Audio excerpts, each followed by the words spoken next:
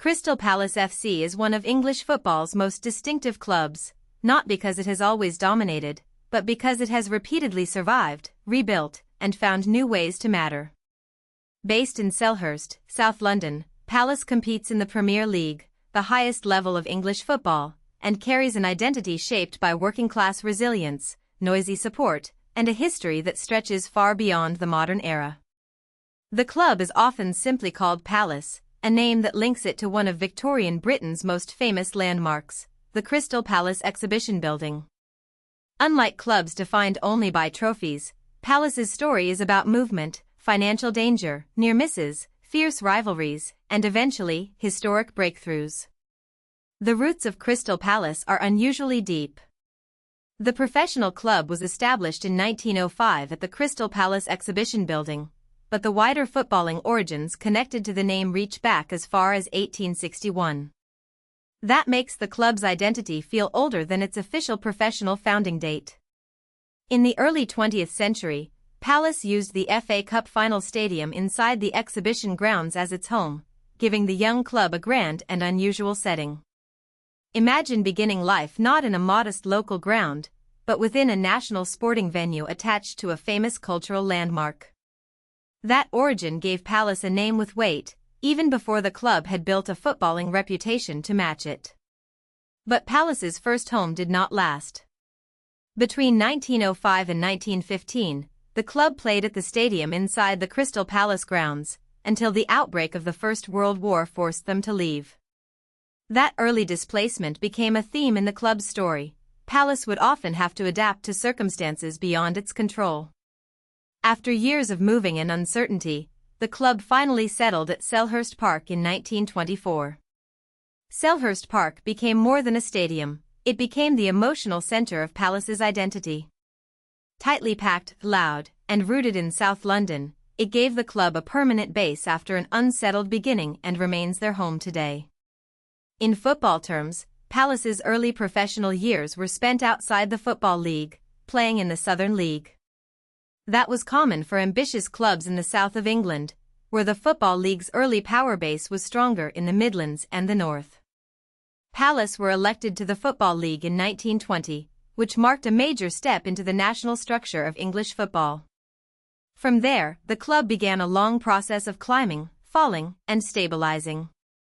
For much of its league history, especially after the 1960s, Palace has mainly lived in the top two tiers.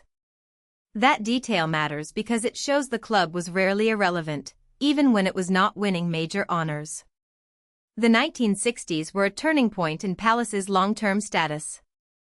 Since 1964, the club has only dropped below the second tier once, and even then only for 3 seasons between 1974 and 1977.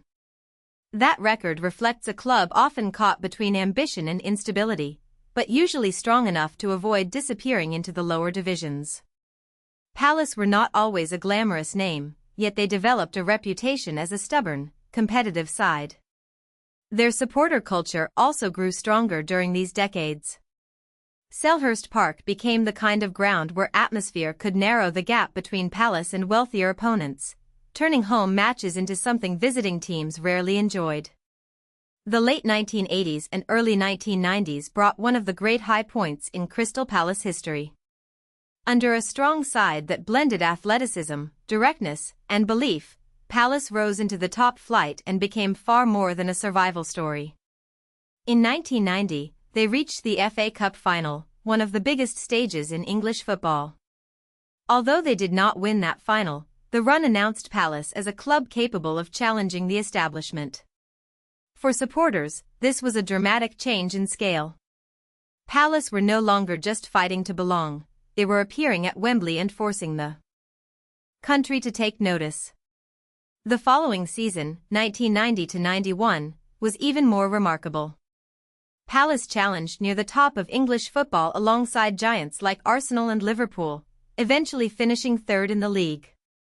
To this day, it remains the club's highest league finish. In another era, that achievement might have brought European football, but English clubs were still affected by the reduced number of European places following the Heysel Stadium disaster. Palace missed out on UEFA Cup qualification despite their extraordinary campaign. That near miss is central to the club's mythology, a brilliant side that reached heights few expected, only to be denied the wider stage that normally rewards such success. Crystal Palace were also founder members of the inaugural Premier League in 1992-93, which placed them at the birth of modern English football's commercial era.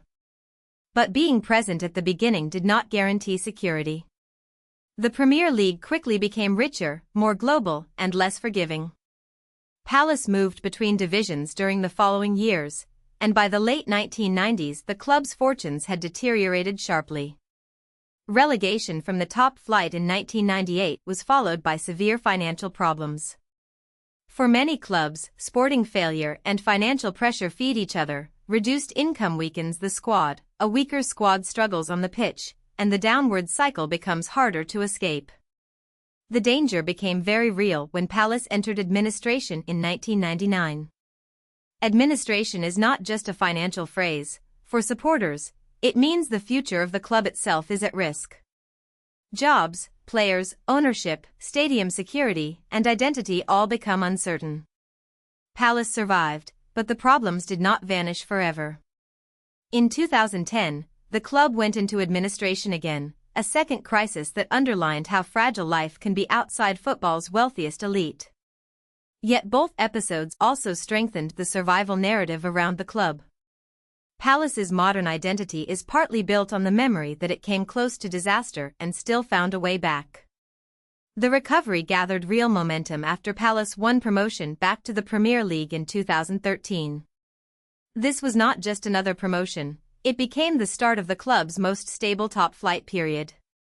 By the 2026-27 season, Palace had extended a club record to 14 consecutive seasons in the top division. For a club with Palace's history, that kind of continuity is a major achievement. Staying in the Premier League means more than prestige. It brings financial security, global visibility, stronger recruitment, and the ability to plan beyond immediate survival. Palace had spent decades bouncing between hope and danger, now they were building permanence. Cup competitions added another layer to the modern Palace story. The club reached the FA Cup final again in 2016, reminding supporters of the emotional power of the Wembley stage. Then, in 2025, Palace finally captured their first major trophy by winning the FA Cup. For a club founded professionally in 1905, that breakthrough carried enormous meaning. It was not simply a single match won, it was the release of generations of waiting. Palace followed that success by winning their first FA Community Shield title in the same year, turning a historic moment into a period of genuine silverware. The club that had so often nearly made history was now actually making it. The trophy story did not stop domestically. Palace went on to win their first European trophy, the 2025-26 UEFA Conference League, giving the club a new place in continental competition history. That achievement would once have seemed almost impossible, especially during the years of administration and instability. Alongside success, Palace's identity is still shaped by colours and rivalries. The club wore claret and blue until 1973, when it changed to the red and blue vertical stripes associated with Palace today. Its fiercest rivalry is with Brighton and Hove Albion, a competitive feud that intensified in the 1970s, while South London tensions with Millwall and Charlton Athletic remain important. Crystal Palace is not just a club with a past, it is a club whose survival made its glory feel earned. If you found this helpful, please like this video and subscribe for more explainers.